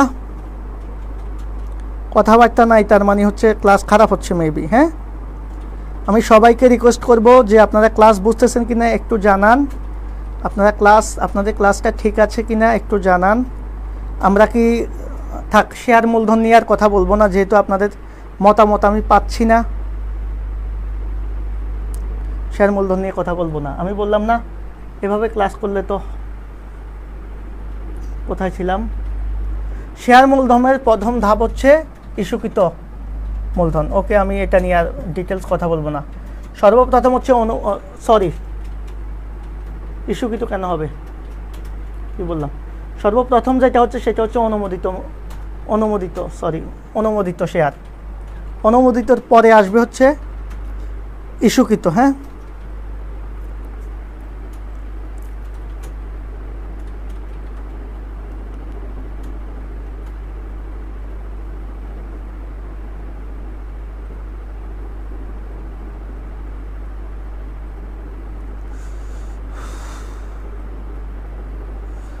অনেক আলোচনা রয়ে গেছে, আমি আসলে আলোচনাটা কন্টিনিউ করতে পারতেছি না, কারণ হচ্ছে আপনারা অনেকেই এখন পর্যন্ত ওইভাবে রেসপন্স করতেছেন না। ওকে, পাবলিক লিমিটেড কোম্পানির শেয়ার ও ঋণপত্র বিক্রি করে অবলেখক কি পায়? পাবলিক লিমিটেড কোম্পানির শেয়ার ও ঋণপত্র বিক্রি করলে অবলেখককে যে টাকাটা দেওয়া হয়, হ্যাঁ, থ্যাংক ইউ ভেরি মাচ যারা কমেন্ট করতেছেন, ধন্যবাদ। অবলেখককে মূলত দেওয়া হয় কি? কমিশন। অবলেখককে যেটা দেওয়া হয় সেটাকে আমরা বলি হচ্ছে কমিশন। এটা আমরা সবাই জানি, সবাই বুঝি। হ্যাঁ, এটা নিয়ে আর কথা বলবো না। কারা ঋণপত্র ইস্যু করে? ঋণপত্র ইস্যু করে কে? আমরা সবাই জানি ঋণপত্র ইস্যু করে মূলত হচ্ছে পাবলিক লিমিটেড কোম্পানি। এরপরে প্রশ্ন হচ্ছে শেয়ার অবহার কোন জাতীয় লেনদেন? শেয়ার অবহার হচ্ছে অবশ্যই আমাদের বলো তো অবহার কি? শেয়ার অবহার কি? কে বলতে পারবা? শেয়ার অবহার হচ্ছে এক ধরনের মূলধন জাতীয় ব্যয়, বড় অঙ্কের ব্যয় যেহেতু, সেহেতু এটাকে আমরা বলবো মূলধন জাতীয় ব্যয়। এখন দেখো, আমরা একটা বিষয় তোমাদের সাথে একটু শেয়ার করি। শেয়ার অবহার, যেহেতু শেয়ার মূলধন নিয়ে তোমাদের সমস্যা নেই, আমি আলোচনাটা করলাম না। হ্যাঁ, শেয়ার অবহারের বিষয়টা বলি। এই শেয়ার অবহার মানে হচ্ছে, ধরো তুমি মার্কেটে তোমার শেয়ারের মূল্য হচ্ছে 10 টাকা, তুমি মার্কেটে শেয়ারটা ছাড়তেছো 8 টাকায়, তাহলে এই যে 2 টাকা কমে বিক্রি করতেছো তালিকা মূল্য থেকে বা লিখিত মূল্য থেকে, এই 2 টাকাকে আমরা বলবো হচ্ছে অবহার বা বাট্টা।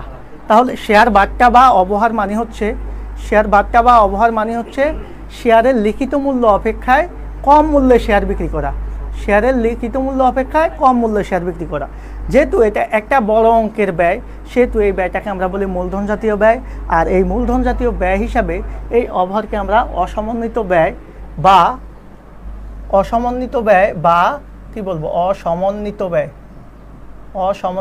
বা ভুয়া সম্পদ বা কাল্পনিক সম্পদের আন্ডারে লিখি। ওকে,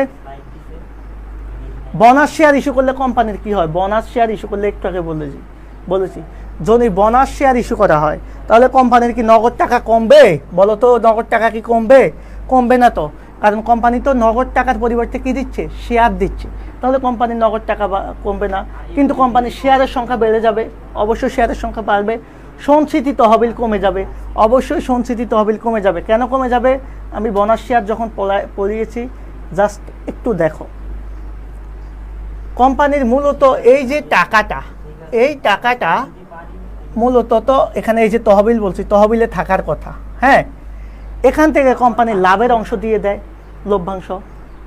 এই যে লভ্যাংশটা দিয়ে দিচ্ছে, লভ্যাংশ তুমি নগদ টাকা দেওয়া হোক আর শেয়ার দেওয়া হোক, লভ্যাংশ দেওয়ার কারণে তার তহবিলে যে টাকা থাকার কথা, মনে করো এই মুনাফার 1 লাখ টাকা তহবিলে থাকার কথা, যেহেতু লভ্যাংশ দিয়ে দিচ্ছে, তার মানে তহবিলে কি 1 লাখ টাকা আর থাকবে? তাহলে তহবিলটা কমে যাবে। তার মানে এই যে সংরক্ষিত তহবিল বা সঞ্চিতি তহবিল, এই তহবিলটা অবশ্যই কমে যায়। তার মানে বোনাস শেয়ার দিলে আমাদের কি হয়, বোনাস শেয়ার প্রদান করলে কোম্পানির কি হয়, নগদ টাকা কমবে না, কারণ নগদ টাকার পরিবর্তেই তো শেয়ারটা দিচ্ছে। অন্যদিকে কি হচ্ছে, শেয়ারের সংখ্যা বেড়ে যাবে আর সঞ্চিতি তহবিলের টাকাটা কমে যাবে। এটা অলরেডি আমরা বুঝেছি। তার মানে সঠিক উত্তর হবে কি 2 ও 3।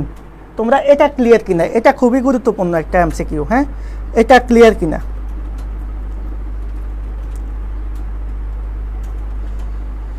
এটা ক্লিয়ার সবাই, এটা ক্লিয়ার কিনা?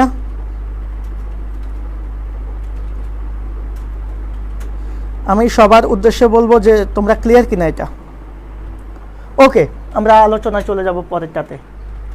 প্রাইভেট লিমিটেড কোম্পানি বাজারে শেয়ার বিক্রি করে, শেয়ার বাজারে বিক্রি করে না। হ্যাঁ, বিবরণপত্র প্রচার করতে পারে না। হ্যাঁ, কোম্পানির শেয়ার সদস্যদের মধ্যে হস্তান্তর করা যায়। হ্যাঁ, তাহলে কোনটা সঠিক বলেন তো? এটা তো আপনারা পারার কথা। প্রাইভেট লিমিটেড কোম্পানি যখন আমরা পড়িয়েছি তখন এই বিষয়টা খুব ভালোভাবেই পড়িয়েছি, আপনারা জানেন সবাই। কোনটা বলেন তো? আমার কাছে তো মনে হচ্ছে সবই ঠিক। শেয়ার বাজারে শেয়ার বিক্রি করে না, তারা নিজেদের মধ্যে বিক্রি করে, বিবরণপত্র প্রচার করতে পারে না, কারণ তারা তো বাইরে বিক্রি করবে না। বাইরে বিক্রি না করলে তারা বিবরণপত্রে কেন প্রচার করবে? কোম্পানির শেয়ার সদস্যদের মধ্যে হস্তান্তর করা যায়। কোম্পানি নিজেদের মধ্যে নিজেদের শেয়ার কি করতে পারবে? হস্তান্তর করতে পারবে, কিন্তু বাইরে পারবে না। তার মানে এখানে কোনটা সঠিক? সঠিক উত্তর হবে কি 1, 2, 3। 1, 2, সরি, কোথায় আছে সঠিক উত্তর? 1, 2, 3। সঠিক উত্তরটা এখানে নাই তো। সঠিক উত্তর 1, 2, 3 তিনটাই হবে। তাহলে পরের পেজে চলে গিয়েছে মেবি। এই যে 1, 2, 3, ওকে, তিনটাই হবে। অর্থাৎ এটাও রাইট, এটাও রাইট, এটাও রাইট। এবার আসুন আমাদের পরবর্তী আলোচনাতে আসি। শেয়ারকে প্রধানত কত ভাগে ভাগ করা হয়েছে? শেয়ারকে সাধারণত কয় ভাগে ভাগ করা হয়েছে? সাধারণ শেয়ার, অগ্রাধিকার শেয়ার, বিলম্বিত দাবিযুক্ত শেয়ার। অবশ্যই তিনটাই। আমরা একটু আগেও আলোচনা করেছি শেয়ারের প্রকারভেদ নিয়ে। ওকে, তাহলে সঠিক উত্তর কি হবে? সবগুলাই হবে। ও সরি, এখানে প্রধানত বলেছে, প্রধানত এখানে একটা বিষয় আছে। শেয়ারের ভাগ আর প্রধানত ভাগ কিন্তু এক না। আপনাদের এটা একটু বুঝতে হবে। গত বছর এইচএসসিতে এই প্রশ্নটা এসেছে। হ্যাঁ, শেয়ারকে মূলত একটা বিষয়ে সংক্ষেপে আলোচনা করি। যদি এখানে এই যে আমি প্রধানতটা খেয়াল করি নাই, প্রধানত না বললে শেয়ারের ভাগ কিন্তু অন্যান্য শেয়ারও আছে।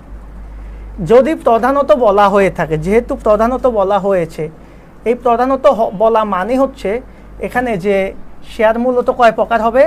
শেয়ার মূলত প্রধানত যদি বলা হয়, একটু খেয়াল করবা, প্রধানত বলা হলে এই প্রধানতর কারণে শেয়ার মূলত 2 প্রকার হবে। প্রধানত 2 প্রকার, একটা হচ্ছে সাধারণ শেয়ার আর একটা হচ্ছে অগ্রাধিকার শেয়ার। তাহলে 1 ও 2 এটা হবে।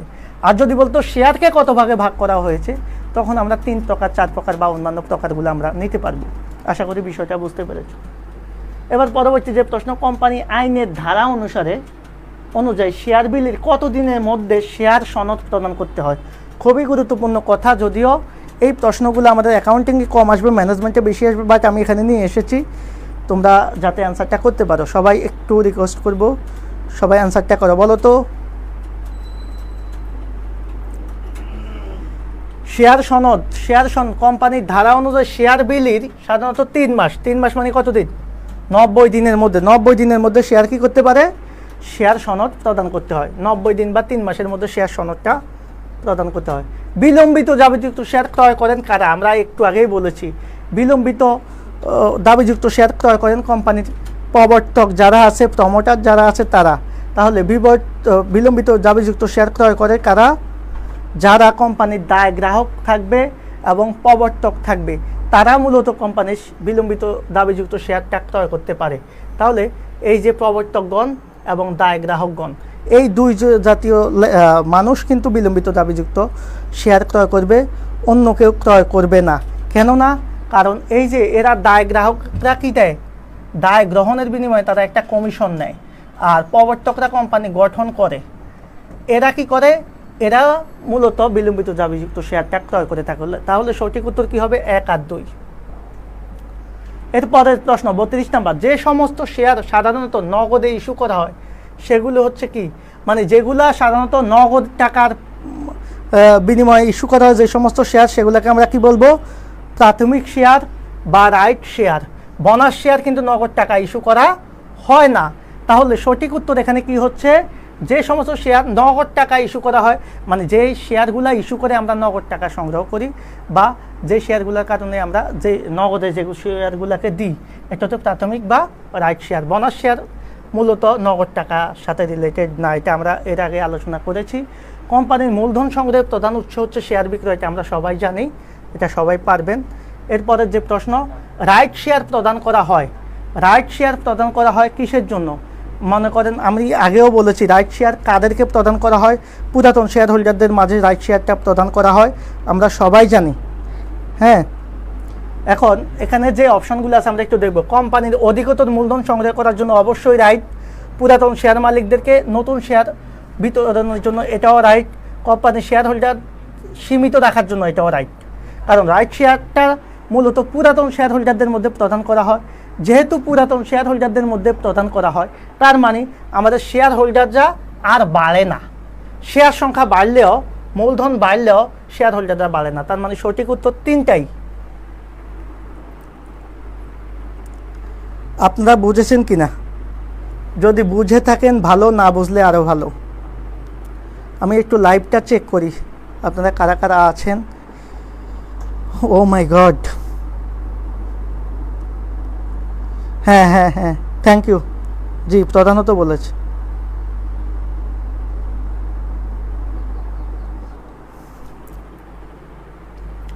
আচ্ছা, ক্লাসটা শেষ করে দিচ্ছি। হ্যাঁ, ক্লাসটা যেহেতু আপনাদের একেবারেই ফাইনালি রেসপন্স কমে গিয়েছে, সেহেতু আমি ক্লাসটা শেষ করে দেব। অবশ্যই অবশ্যই আপনারা, জানি না আপনাদের মোটিভটা কি, আপনারা অবশ্যই ক্লাসগুলো কেন যে করেন না সেটা আমি, প্রধানত 2 প্রকারই হবে। হ্যাঁ, সেটা তো বললাম। আমি আসলে কমেন্টগুলো একটু পরে দেখি, সেজন্য আপনারা অনেক সময় মন খারাপ করবেন না।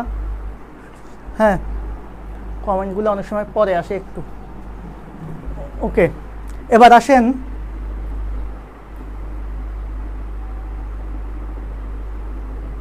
ঠিক আছে, এবার আসেন আমাদের পরবর্তী আলোচনা যেটা আছে সেটাতে যাই। অগ্রাধিকারযুক্ত শেয়ার মালিকগণ অগ্রাধিকার পায় কিসে? বলেন তো, অগ্রাধিকারযুক্ত শেয়ার মালিকগণ অগ্রাধিকার পায় কিসে? পরিচালক নির্বাচনে তো নাই। লভ্যাংশ প্রাপ্তিতে মূলধন পদে 2 আর 3, 2 ও 3। কারণ অগ্রাধিকারযুক্ত শেয়ার যারা, তারা মূলত সুবিধা ভোগ করে লভ্যাংশ প্রাপ্তিতে, কারণ লভ্যাংশ কম হলেও তাদের লভ্যাংশটা তারা নির্দিষ্ট হারে পায়। আরেকটা হচ্ছে, কোম্পানি যখন অবসায়ন হবে বা বিলোপ সাধন হবে, তখন তারা শেয়ার হোল্ডার, সাধারণ শেয়ার হোল্ডারদের পূর্বেই তাদের কি হয়, তাদের মূলধনটা ফেরত পায় বা প্রত্যর্পণ করা হয়। সেজন্য এই দুইটাতেই তারা অগ্রাধিকার পায়। এখন আসলে যৌথ মূলধনী কোম্পানি মূলধন সংগ্রহ করে থাকে কিভাবে? বলেন তো, কিভাবে মূলধন সংগ্রহ করে থাকে? এটা আমি এর আগে শুরুতেই বলেছি যে 4টা উৎস থেকে মূলত শেয়ার সংগ্রহ করা হয়, এর বাইরেও শেয়ার সংগ্রহ করতে পারে। তাহলে মূলত এখানে যে 2টা উৎস আছে, সেই 2টা উৎস, একটা হচ্ছে শেয়ার বিক্রয়, আরেকটা হচ্ছে ঋণপত্র বিক্রয় করে। তাহলে সঠিক উত্তর হবে কি, যৌথ মূলধনী কোম্পানি মূলধন সংগ্রহ করে কিভাবে? শেয়ার বিক্রয় এবং ঋণপত্র বিক্রয় করে। 1 ও 2, সঠিক উত্তর হচ্ছে 1 ও 2। ওকে, আমরা একটু চলে যাব একটা ম্যাথে। এই ম্যাথটা আমরা একটু দেখব। হ্যাঁ, একটা বিষয় আমি আপনাদের সাথে শেয়ার করি, সবাইকে একটু একটা বিষয়। ওকে, আমি একটা জিনিস দেখাচ্ছি আপনাদেরকে। দেখেন, একটা উদ্দীপক আছে এখানে, এই উদ্দীপকটা একটু বলবো। অ্যাপেক্স কোম্পানি লিমিটেড, হ্যাঁ, এর প্রতিটি 10 টাকা দামের বা মূল্যের 5 লক্ষ শেয়ার হতে 4 লক্ষ শেয়ার প্রতিটি 10% অবহারে ইস্যু করা হয়। তাহলে 4 লক্ষ শেয়ার হচ্ছে 10% অবহারে ইস্যু করা হয়। মোট 4,25,000 শেয়ারের আবেদন পাওয়া যায়, ইস্যুকৃত শেয়ারগুলো বিলি করা হয়। তাহলে এখান থেকে আমরা কিছু বিষয় আসি। এখান থেকে এটা যেহেতু একটু ম্যাথ, সেক্ষেত্রে এই ম্যাথটাকে আমরা একটু সুন্দরভাবে গুছিয়ে দিই। তাহলে 10 টাকা দামের 5 লক্ষ শেয়ার হতে 4 লক্ষ শেয়ার ইস্যু করা হয়। তাহলে এখানে একটা বিষয় আমি দেখাই, অনুমোদিত কোম্পানির অনুমোদিত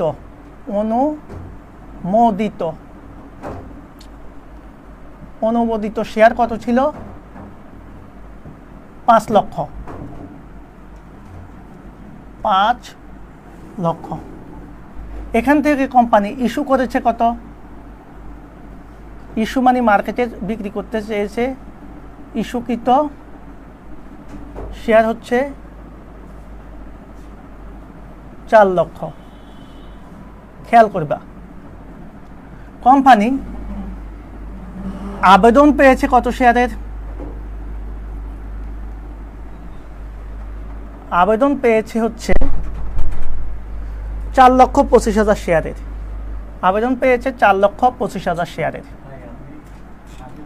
আর কোম্পানির শেয়ার মূল্য কত? শেয়ার মূল্য হচ্ছে, খেয়াল করবা, শেয়ার মূল্য হচ্ছে, কোম্পানির শেয়ার মূল্য 10 টাকা আর অবহার হচ্ছে 10%। ওকে, শেয়ার মূল্য হচ্ছে 10 টাকা, তাহলে শেয়ার অবহার হবে কত? শেয়ার অবহার হবে 10 টাকা 10%, কারণ অবহার অধিহার হয় টাকার উপর 10%, তাহলে 10 টাকার 10% হচ্ছে 1 টাকা। এই তথ্যগুলো আমরা একটু প্রশ্ন থেকে নিয়ে নিলাম যে কোম্পানির অনুমোদিত শেয়ার ছিল 5 লাখ, যেখান থেকে কোম্পানি কি করেছে? কোম্পানি সুন্দর করে 4 লক্ষ শেয়ার মার্কেটে ছেড়েছে, যার মধ্যে আবেদন পেয়েছে 4,25,000-এর। খুবই গুরুত্বপূর্ণ কথা। আর শেয়ারের মূল্য ছিল 10 টাকা, কোম্পানি শেয়ার অবহার হয়েছে ওই 10 টাকার 10% মানে 1 টাকা, মানে শেয়ারটা সে কমে বিক্রি করছে 1 টাকা। অর্থাৎ কোম্পানি শেয়ার বিক্রি করেছে কত টাকায়? শেয়ার বিক্রি করেছে 9 টাকা করে। শেয়ার বিক্রয় কত টাকা করে? এই যে 10 টাকা শেয়ারের দাম ছিল, 1 টাকা অবহার, তার মানে 9 টাকায় বিক্রি করেছে। এ হচ্ছে আমাদের যাবতীয় তথ্য। এখান থেকে আমরা এখন কি করব? প্রশ্ন সমাধান করব। অতিরিক্ত অর্থের পরিমাণ কত? এই দেখো বলছে অতিরিক্ত অর্থের পরিমাণ। ভাইয়া, অতিরিক্ত অর্থ মানে কি? যে যত টাকা শেয়ার বেশি আবেদন পেয়েছে। কোম্পানি মার্কেটে ছেড়েছে 4 লাখ শেয়ার, ভালো কথা। কোম্পানি মার্কেটে 4 লাখ শেয়ার ছেড়েছে, কিন্তু জনগণ 4,25,000 শেয়ারের টাকা দিয়ে দিয়েছে। তাহলে কত টাকা বেশি দিয়েছে? কত শেয়ারের টাকা? 25,000 শেয়ারের টাকা বেশি দিয়েছে। আর কোম্পানি শেয়ার বিক্রি করছে কত টাকা করে? 9 টাকা করে। খেয়াল করবা, তাহলে কোম্পানি কত টাকা বেশি পেয়েছে? 25,000 × 9। অ্যান্সার শেষ, সোজা অ্যান্সার। তাহলে 25,000 × 9 করেন, আপনি অ্যান্সার পেয়ে যাবেন। 25,000 × 9 কত হয়? 25,000 × 10 হচ্ছে 2,50,000। এখান থেকে 25 মার দেন, 2,25,000। তাও 25,000 × 9 2,25,000। তাহলে এখানে সঠিক উত্তর কত হবে? 2,25,000।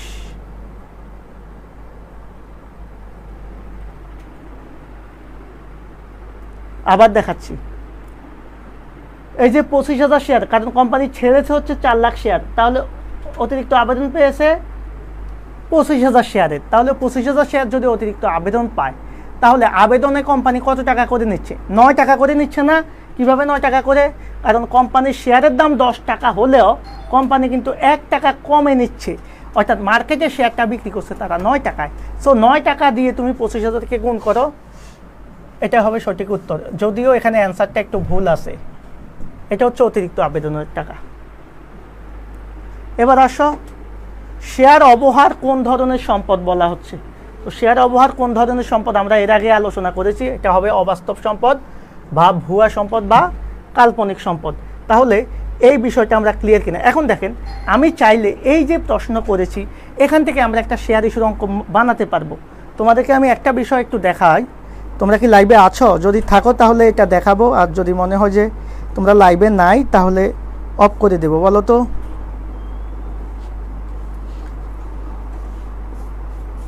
লাইভে আছো? আমরা একটা জিনিস দেখাচ্ছি তোমাদেরকে, জাস্ট একটু একটা মিনিটে দেখে নাও, যেহেতু আমরা মোটামুটি আজকের পরে শেয়ার ইস্যু নিয়ে কথা বলবো না। তাহলে এক্ষেত্রে আমাদের প্রথম জাবেদাটা কি হবে বলো? প্রথম জাবেদা হবে আবেদন থেকে। কোম্পানি আবেদন পেয়েছে, তাহলে ব্যাংক হিসাব ডেবিট, একটু খেয়াল করবা, ব্যাংক হিসাব ডেবিট, শেয়ার আবেদন হিসাব ক্রেডিট। শেয়ার আবেদন কত টাকা করে এখানে হবে? কোম্পানি আবেদন পেয়েছে 4,25,000 শেয়ারের, 4,25,000 ইন্টু কত, 9 টাকা করে হবে। এটা হচ্ছে 1 নাম্বার জাবেদা। 2 নাম্বার জাবেদাটা কি হবে? 2 নাম্বার জাবেদাটা দেখো, 2 নাম্বার জাবেদাটা হবে এই আবেদনের টাকাটা মূলধনে নিয়ে যাবে। তাহলে শেয়ার আবেদন হয়ে যাবে ডেবিট, একটু খেয়াল করবা, শেয়ার আবেদন ডেবিট হয়ে যাবে। শেয়ার অবহার আছে এখানে, যেহেতু অবহার আছে শেয়ার অবহার ডেবিট হয়ে যাবে। হ্যাঁ, শেয়ার মূলধন ক্রেডিট হয়ে যাবে।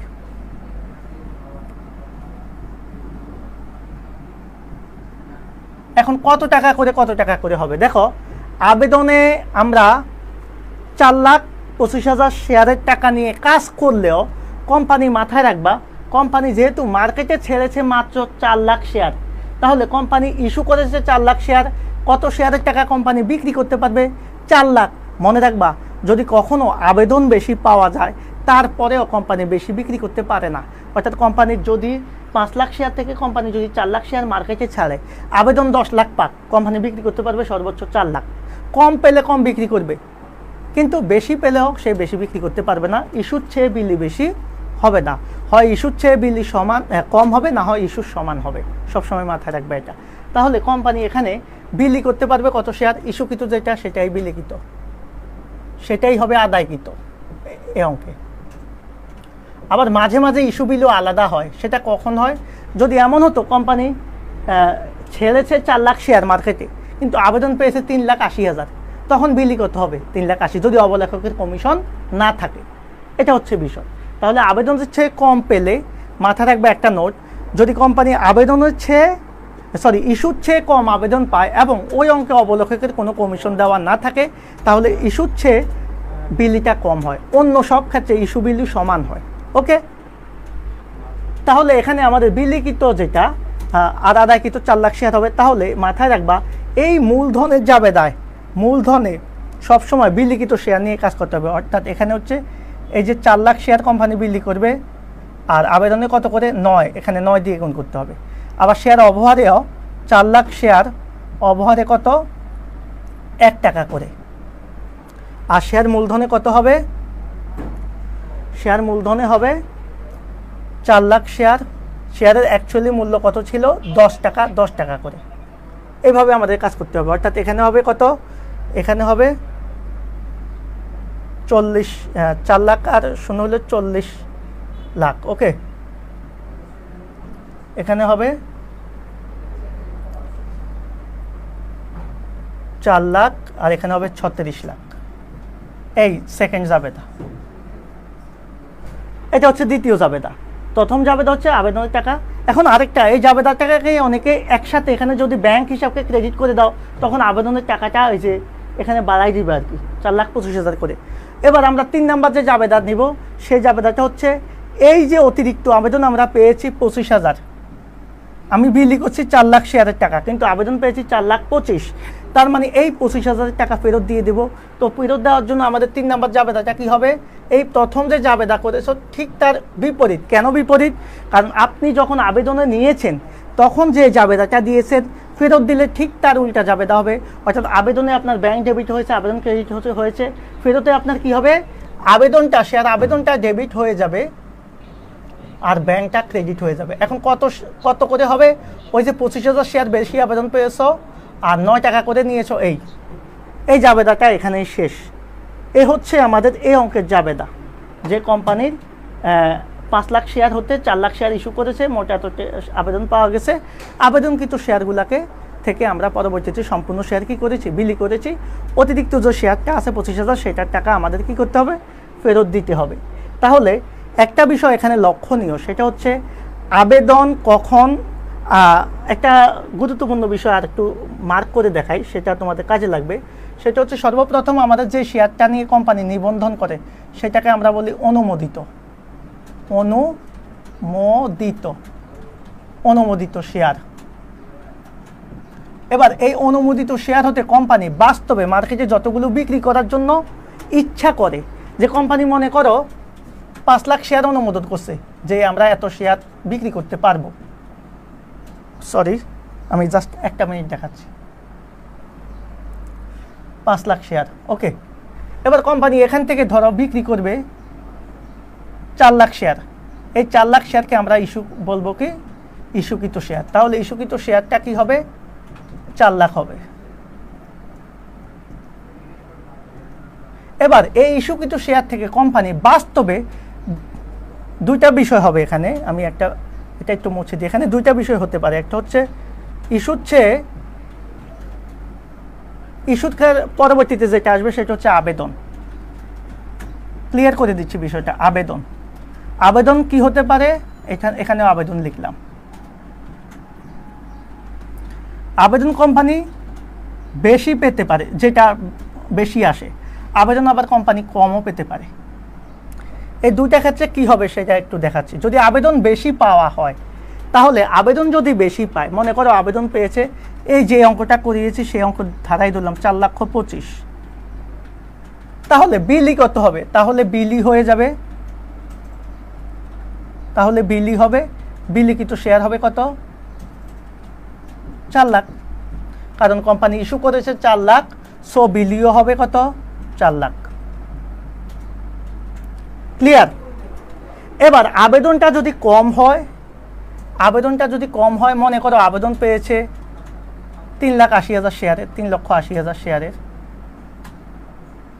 এবং ওই অঙ্কে আবেদন কমের পরে ওই অঙ্কে কোনো কি নাই, অবলেখকের কমিশনও নাই, তাহলে বিলিখিত হবে কত? বিলিখিত শেয়ার হবে 3,80,000।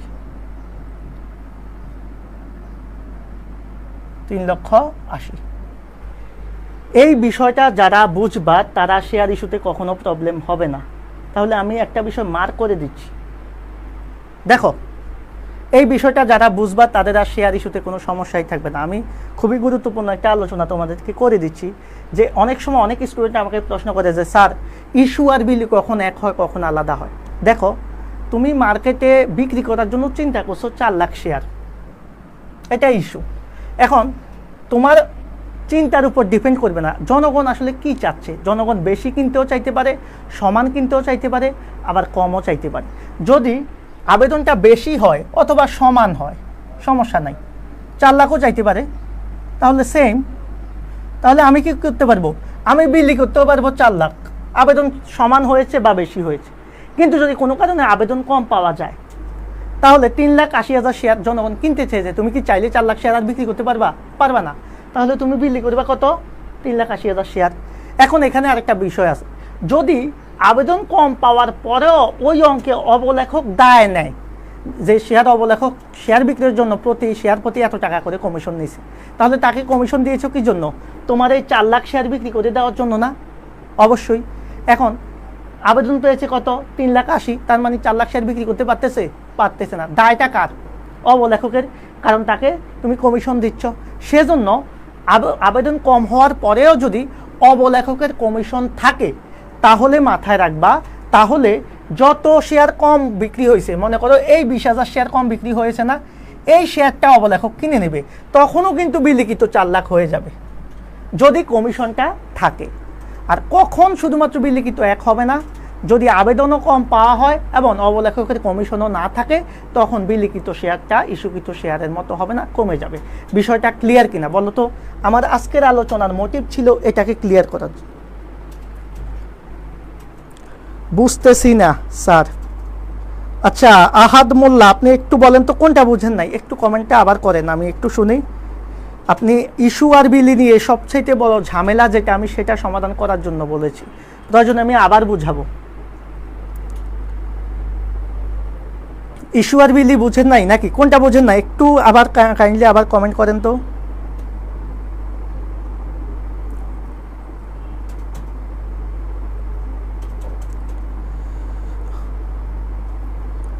আমি একটু রিকোয়েস্ট করছি আপনাদেরকে, একটু কোনটা বুঝেন নাই?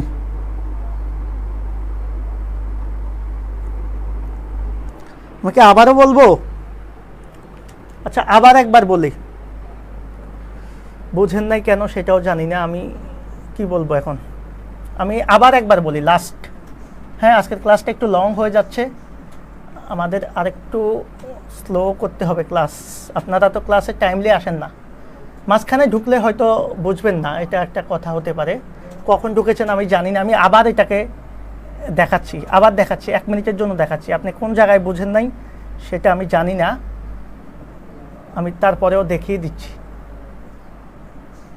ওকে,